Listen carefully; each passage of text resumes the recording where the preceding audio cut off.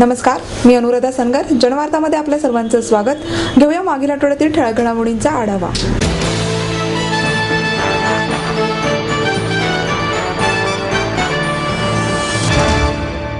माहेर सोडून सासरी आले. इथेही प्रेमाची मायेची माणसं होती, पण माझं भविष्य सुरक्षित आहे याचा आनंद, आत्मविश्वास वाढवणारा होता. Samruddha Jeevan multistate multipurpose cooperative society limited. गुंतवणूक भावनांची, आनंद लक्षावधीचा.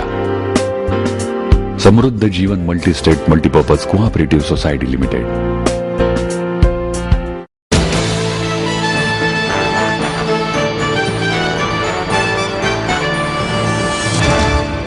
राष्ट्र निर्माणासाठी आता युवकांनी सज्ज व्हावे असे आवाहन भाजप प्रचारप्रमुख नरेंद्र मोदी यांनी केलं. डेक्कन एज्युकेशन सोसायटीच्या फर्ग्युसन महाविद्यालयातील 100 वर्षांची परंपरा असलेल्या NA वाडिया अँफीथिएटरच्या नूतनीकरण वास्तूचे उद्घाटन मोदी यांच्या हस्ते झाले. त्यावेळी त्यांनी महाविद्यालयीन विद्यार्थ्यांशी शिक्षण आणि विकास या विषयावर संवाद साधला. या प्रसंगी व्यासपीठावर डेक्कन एज्युकेशन सोसायटीच्या नियामक मंडळ आणि परिषदेचे उपाध्यक्ष विकास काकतकर, कार्यवाह डॉक्टर श्रीकृष्ण कानेटकर, प्राचार्य डॉक्टर रवींद्रसिंह परदेशी तसेच भाजपचे अखिल भारतीय कार्यवाह श्याम जाजू उपस्थित होते. मोदी तरुणांना मार्गदर्शन करताना म्हणाले, शिक्षणाचे क्षेत्र हे माणसं निर्माण करण्याऐवजी पैसे बनवण्याचे मशीन निर्माण करणारे बनले आहे. जगातील सर्वाधिक युवाशक्ती भारतात आहे, परंतु त्यांना योग्य मार्गदर्शक लाभत नाही. त्यामुळे देशात निराशेचे वातावरण आहे असे सांगत मोदी यांनी राष्ट्र निर्माणासाठी आता युवकांनी सज्ज व्हावे असे आवाहन केले. आपण राजकारणावर काही बोलणार नाही असे सांगत त्यांनी सरकारवर मात्र टीका केली आणि आपण मार्गदर्शकाची भूमिका बजावू शकतो असेही सुचवत सुधारणेच्या अनेक बाबी युवकांसमोर त्यांनी मांडल्या. भारताला हजारो वर्षांची गुरुकुल परंपरा होती, परंतु स्वातंत्र्यानंतरही या परंपरेचा विचार झाला नसून आजचे शिक्षण म्हणजे मॅन मेकिंग ऐवजी मनी मेकिंग झाले आहे. देशाच्या विकासासाठी आधुनिकता आवश्यक असली तरी पाश्चात्यांचे अंधानुकरण योग्य नाही. या देशातील 65% जनता 35 वर्षांपेक्षाही कमी वयाची आहे. नव्या पिढीतील तरुणांकडे नवीन स्वप्ने आहेत, तशीच गुणवत्ता देखील आहे. तरुणांमध्ये देशाप्रती काहीतरी करून दाखवण्याची सुद्धा धमक आहे. ज्या देशाचा तरुण देशाबद्दल समर्पण भाव व्यक्त करतो त्या देशाचे भवितव्य उज्ज्वल असते. देशाच्याच नव्हे तर संपूर्ण विश्वाच्या समस्या सोडवण्यासाठी सुद्धा भारतातील तरुण पिढी उपयोगी पडू शकते. परंतु आजच्या तरुणांना योग्य दिशा दाखवण्याची गरज असून त्याच पद्धतीची शिक्षण पद्धती आवश्यक आहे. दक्षिण कोरियासारखा छोटा देश ऑलिम्पिकचा यजमान होतो, परंतु 120 कोटींचा भारत मात्र कॉमनवेल्थ गेम्स आयोजित करतो आणि त्यातील भ्रष्टाचारामुळे देशाची इज्जत मातीत जाते. कृषीप्रधान देश असे फक्त पुस्तकातच वाचत आलो असून कृषीचा विकास दर मात्र घटत आहे. भारताच्या शिक्षण व्यवस्थेला हजारो वर्षांची परंपरा आहे. त्यामुळेच गुरुकुल ते विश्वकुल बनवण्याचे स्वप्न तरुणांनी पाहिले पाहिजे. कारण देशात 1800 वर्षे गुरुकुल पद्धती होती, परंतु 800 वर्षांच्या गुलामीमुळे शिक्षण पद्धतीत पुष्कळसा बदल झाला. त्या गुलामगिरीतून बाहेर पडले पाहिजे. स्वातंत्र्यानंतर देशात आधुनिकतेसोबत गुरुकुल पद्धती आणली असती तर देशाचा विकास झाला असता. ही स्थिती आणण्यासाठी दूरदृष्टी हवी आहे. आपल्या राष्ट्रीय नेतृत्वाने हा विचार केला असता तर 20वे शतक आपलेच असते असेही ते म्हणाले.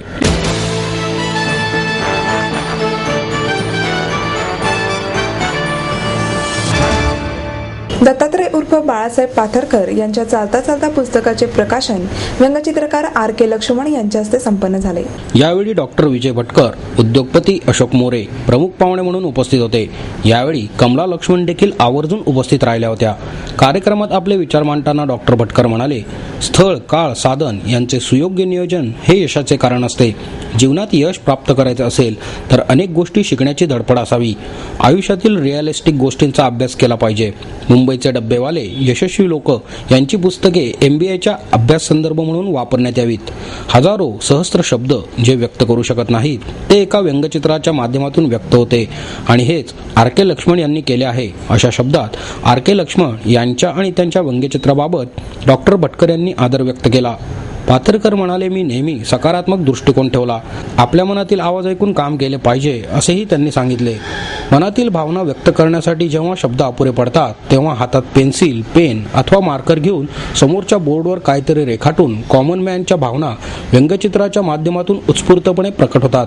गेली 5 दशके आपल्या व्यंगचित्राच्या माध्यमातून कॉमन मॅन या मनातील अशाच सर्वसामान्य, धीर, गंभीर, हास्यमय भावना रेखाटणारे RK लक्ष्मण यांनी खूप दिवसानंतर जाहीरपणे या कार्यक्रमात कॉमन मॅनचे व्यंगचित्र रेखाटले.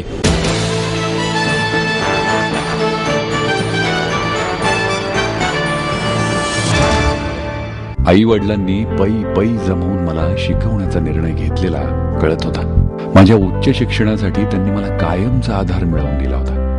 त्यांनी स्वतःसाठी कधीच काही केलं नाही, पण माझ्यासाठी Samruddha Jeevan multistate multipurpose cooperative society limited.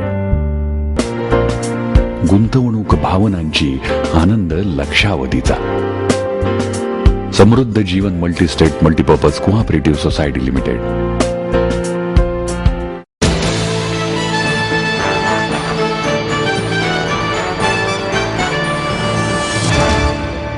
गुरुपौर्णिमेच्या आधीच गुरूंनी दिलेला आशीर्वाद मिळाला अशी कृतार्थ भावना डॉक्टर रघुनाथ माशेलकर यांनी व्यक्त केली.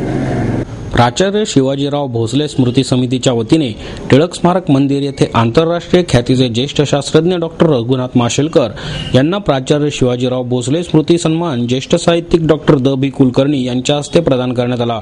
साहित्य संमेलनाचे अध्यक्ष डॉक्टर नागनाथ कोतापल्ले, भारतीय विद्यापीठ विश्वविद्यालयाचे कुलगुरू प्राध्यापक डॉक्टर शिवाजीराव कदम, महाराष्ट्र ज्ञान महामंडळाचे व्यवस्थापकीय संचालक विवेक सावंत, समितीचे अध्यक्ष प्राध्यापक मिलिंद जोशी, खजिनदार रंजना भोसले आदी यावेळी उपस्थित होते. 11,000 रुपये रोख, सन्मान चिन्ह, शाल आणि श्रीफळ असे पुरस्काराचे स्वरूप होते. डॉक्टर माशेलकर म्हणाले, प्राचार्य भोसले यांचे रूप, भाषेवरील असामान्य प्रभुत्व, ओघवती भाषा यामुळे मी त्यांचा शिष्य झालो. आचार, विचार, समन्वय हे प्राचार्यांनी सांगितले. प्राचार्य हे विचारांचे विद्यापीठ होते. विवेकानंद ते कर्मवीरापर्यंतचे विचार त्यांनी सर्वांपर्यंत पोहोचवले. समाजाने मला खूप भरभरून दिले आहे, ज्यामुळे दुपटीने देण्याचा मी प्रयत्न करणार आहे. वैज्ञानिक संशोधनाचा फायदा सामान्य गरिबांना व्हायला हवा. वैज्ञानिकांनी देखील असे संशोधन करायला हवे असेही ते म्हणाले. माशेलकर यांनी प्राचार्य भोसले यांच्या जीवनवेध पुस्तकातील त्यांच्याविषयी लिहिलेला भाग यावेळी वाचून दाखवला. याचवेळी मान्यवरांच्या हस्ते प्राचार्य यक्षप्रश्न या पुस्तकांचे प्रकाशनही करण्यात आले.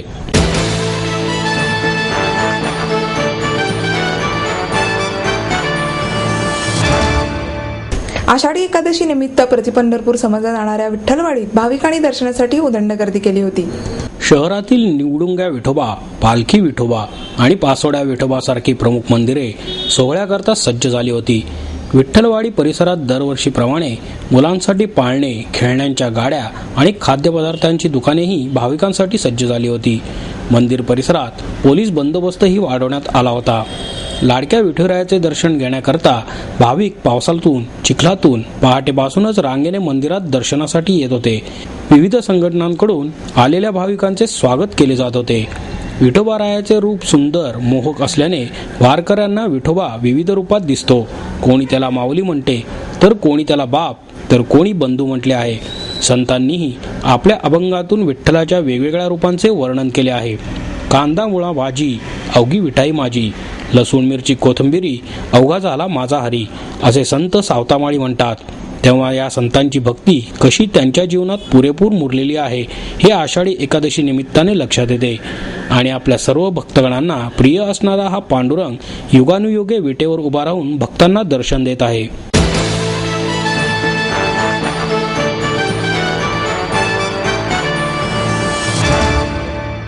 रिक्षा चालकांनी आपल्या विविध मागण्यांसाठी जिल्हाधिकारी कार्यालयासमोर जागर आंदोलन केले. कार्यालयासमोर संबळ वाजवून आपल्या मागण्या आणि समस्या नागरिक तसेच प्रशासनासमोर त्यांनी मांडल्या. यावेळी सीएनजी रांगेत कराव्या लागणाऱ्या प्रतीक्षेच्या बदल्यात प्रतितास रांगेचे उत्पन्न भाडेदरात मिळावे अशी मागणीही करण्यात आली. ऑटो रिक्षा चालक मालक संघटना कृती समितीच्या वतीने हे आंदोलन करण्यात आले. रिक्षा चालक कल्याणकारी मंडळाची रूपरेषा संघटनांशी चर्चा करूनच तयार करावी.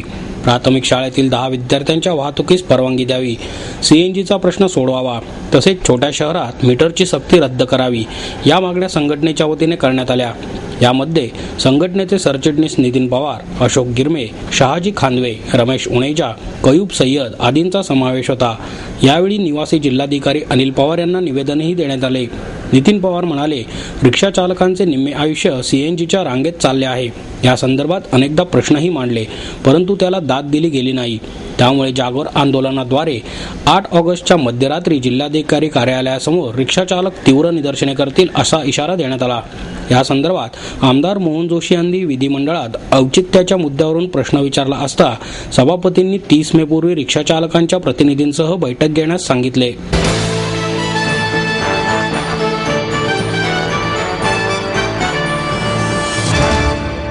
कॉलेज आपको देता है एडमिशन के साथ अपॉइंटमेंट लेटर भी। B civil, computers, electronics, electronic and telecommunications, IT and mechanical. MA Computers, Electronics, IT and Mechanical, Diploma Engineering, Mechanical and Computer, MBA finance, HR and marketing, BCA, BBA, MBA and MCA for engineering और साथ ही D.Pharm, B.Pharm और M.Pharm भी। Siddhant international school CBSE from nursery to 5th standard. Siddhant college, transport एवं hostel facility, 22 एकड़ का विशाल campus, AICT Delhi और Pune university द्वारा मान्यता प्राप्त।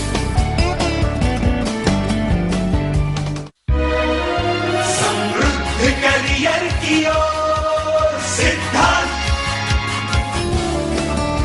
सिद्धांत कॉलेज, सुदुमरे, पुणे। एडमिशन के लिए आज ही कॉल करें या लॉग ऑन करें।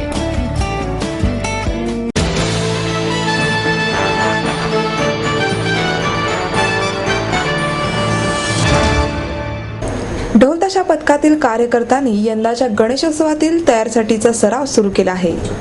वंदे मातरम संघटनेच्या युवा ढोल ताशा वाद्य पथकाच्या वतीने सरावाच्या उद्घाटनानिमित्त शहरातील विविध पथकांच्या वाद्यांचे एकत्रित वाद्यपूजन महालक्ष्मी लॉन्समध्ये झाले। यावेळी उपमहापौर दीपक मानकर हे प्रमुख पाहुणे म्हणून उपस्थित होते। या वाद्यपूजनात नाद ब्रह्म, शिवगर्जना, रुद्रगर्जना, शिवमुद्रा, चेतक स्पोर्ट्स, गजलक्ष्मी, स्वराज्य, गजलक्ष्मी प्रतिष्ठान, परशुराम प्रतिष्ठान आदी ढोल ताशा पथके सहभागी झाली होती। ढोल ताशा या पारंपरिक वाद्यावर सुरेख लयबद्ध ताल धरत थिरकणारी पावले हे पुण्यातील गणेशोत्सवाचे वैशिष्ट्य आहे आणि हेच वैशिष्ट्य कायम राहावे। ढोल ताशा पथकामध्येही शिस्तबद्धता यावी यासाठी पथकांच्या वतीने प्रयत्न करण्यात येतील असे वंदे मातरम संघटनेचे वैभव वाघ यांनी सांगितले। गणेशोत्सवादरम्यान कुठलेही गैरप्रकार पथकांच्या कार्यकर्त्यांमुळे होणार नाहीत असे आश्वासनही पथकांच्या कार्यकर्त्यांनी यावेळी दिले। युवा वाद्य पथकात ताशा वाजवण्यात आघाडीवर असणारा आणि लक्ष्मी मार्गावरील समाधान चौक, शगुन चौक, अलक चौक आदी ठिकाणी ज्याच्या ताशाच्या तालावर ढोल बडवले जात त्या ताशावादक अमित फाटक यांच्या स्मृतींना उजाळा दिला। आजारामुळे अमितचे डिसेंबर 2012 मध्ये निधन झाले। त्याच्या आईवडिलांनी खास वाद्यपूजनासाठी बोलवले होते। अमितच्या स्मरणार्थ शगुन चौक ते रमणबाग रस्त्याला अमितचे नाव देण्यासाठी संघटनेच्या वतीने पालिकेकडे पाठपुरावा करण्यात येत होता, तर या रस्त्याला ताशा सम्राट अमित फाटक असे नाव लवकरच देण्यात येईल असे आश्वासन दीपक मानकर यांनी दिले। वंदे मातरम संघटना जेव्हापासून आपण निर्माण केली, राष्ट्रप्रेमानं भारावलेली ही संघटना एक वेगवेगळ्या दिशेने जीवनामध्ये प्रवास करत असताना या ठिकाणी वाद्यपथकाची निर्मिती त्यांनी केल्यावरती मला सांगितले की भाऊ आम्ही एक वाद्यपथक निर्माण करतोय आणि त्यांच्याकरता त्यांना जागा उपलब्ध होत नव्हती। मी कुमार बराटे यांना त्यावेळी फोन केला की बाबा ही मुलं चांगली आहेत आणि त्यांना ही संधी आपण दिली पाहिजे। कुमार बराटेंनी माझं ऐकून ही संधी त्यांना दिली की या ठिकाणी वाद्य ठेवण्याकरता, वाद्य वाजवण्याकरता परवानगी देत असताना, परंतु हे सगळं होत असताना या युवा पिढीच्या जीवनाला एक वेगळी दिशा देण्याचा प्रयत्न आपण करतो। गणेशोत्सवाच्या निमित्तानं असो, शिवजयंतीच्या निमित्तानं असो की पालकांना असं वाटतं की माझा मुलगा निश्चितपणे कुठल्या तरी चांगल्या दिशेने जाण्याचा प्रयत्न करतो। या ठिकाणी अमितच्या संदर्भात आपण सगळ्यांनी ऐकलेलं आहे। मी त्याच्या आईवडिलांना मुद्दाम सांगू इच्छितो की चिदविलास असेल किंवा वैभव असेल, महानगरपालिकेमध्ये माझ्याकडे आले 4-5 महिन्यापूर्वी आणि सांगितले की आपण शगुन चौकाला अमितचं नाव द्यायचं। म्हटलं काय झालं बाबा? तो म्हटलं की असा असा आमचा एक मुलगा या वाद्य पथकामध्ये होता, ताशा इतका सुंदर वाजवायचा की शगुन चौकामध्ये गणपती आल्यानंतर हजारो नागरिक त्या ठिकाणी तो ताशा कसा वाजवतो हे पाहायला त्या ठिकाणी यायचे। म्हटलं ठीक आहे, आपण त्या मुलाचं नाव देण्याचा प्रयत्न करतो। महानगरपालिकेच्या नाव समितीमध्ये त्याचं नाव आणलं आणि मुख्य सभेमध्ये त्याचं नाव आणलं। ते नाव देत असताना माझ्या मनाला देखील एक समाधान वाटलं। आई वडिलांना मुलाचं दुःख जाण्याचं काय असतं हे त्यांनाच बिचारांना माहिती, त्यांच्या आत्म्याला माहिती, परंतु त्याचं अस्तित्व आज या ठिकाणी आहे। परंतु त्या प्रत्येक वाद्याच्या डोलावरती, त्या ताशाच्या डोलावरती आपल्या प्रत्येकाला असं वाटलं की नाही अमित आपल्याबरोबर या ठिकाणी वाद्य वाजवायला आहे। ही भावना प्रत्येक युवकाच्या मनामध्ये या ठिकाणी असणार, कारण की एवढ्या लहान वयामध्ये ज्यावेळी मुलगा सोडून जातो त्या आई वडिलांचा जो पुढचा प्रवास आहे तो फार अतिशय अवघड असतो। पण परमेश्वर त्यांना ही ताकद घेणार आहे, त्यांना ती ताकद निश्चितपणे, ते दुःख सहन करण्याची ताकद तर परमेश्वर निश्चितपणे देईलच। परंतु हा प्रसंग कुणाच्याही जीवनामध्ये असा येऊ नये